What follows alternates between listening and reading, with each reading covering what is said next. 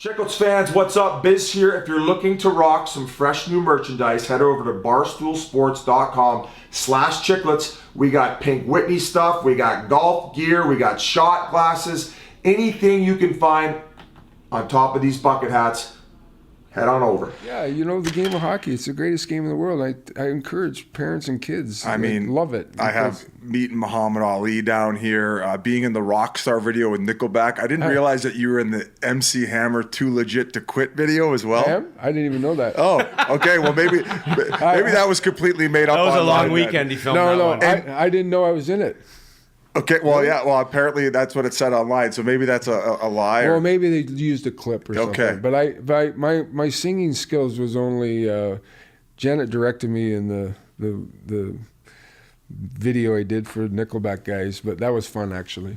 And then I guess the one funny story about how you ended up getting on SNL. And the reason I'm bringing all this up is because, like, fortunately you ended up going to LA because I even said today, like, I don't. If you don't end up there, I bet you there's no team in Arizona. I probably don't even get a chance to play in the NHL if it's not for you. So, well, I'll tell you this about LA, and this is true. When we went to LA, I remember saying, "Okay, we got to change the culture or the sort of what people think of our game."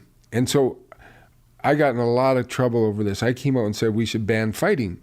And the only reason I said it was at the time that if you ran into people in California or Texas or Florida at that point in time, they'd say, "Oh, I can't go to a hockey game. It's just all fighting and brawls." And so that was sort of the image. And so from my point of view, I was saying, okay, we got to change our image.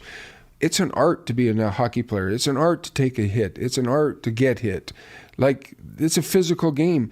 And so we started to sort of preach that. And then we got really lucky. Michael Eisner became a huge hockey fan, and he had a young son who loved hockey. And his young son wanted to play hockey.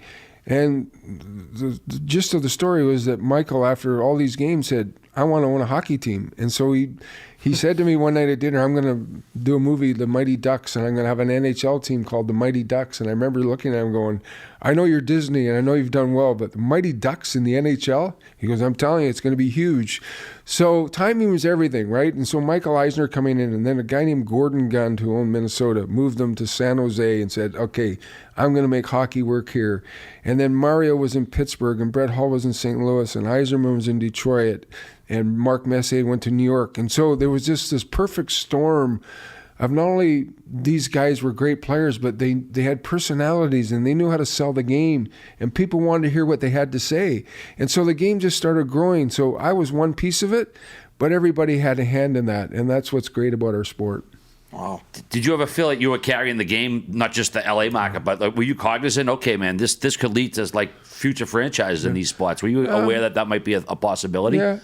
No, I didn't really think that much. Although I will tell you this, I had a clause in my contract that if there was an NHL team within, I can't remember, 300 miles of LA, that I got a piece of it, or I got a compensation for it. And I waived it when the Ducks came in the NHL. I said to Bruce McNall, I said, I'm not going to do that. But I did have it in my contract. I don't even know why. In those days, you could put anything in your contract, right? Yeah. It was the wild west back then.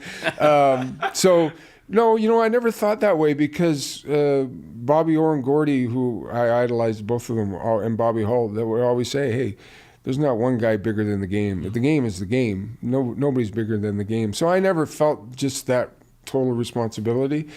But as a collective group, like Messier and Yzerman and Lemieux and so on, Hully, we all understood where we fit and what we had to do to try to even take the game to another level. I remember one All-Star game in Philly, Hully said to me, "Okay, we're not going to wear helmets in this game."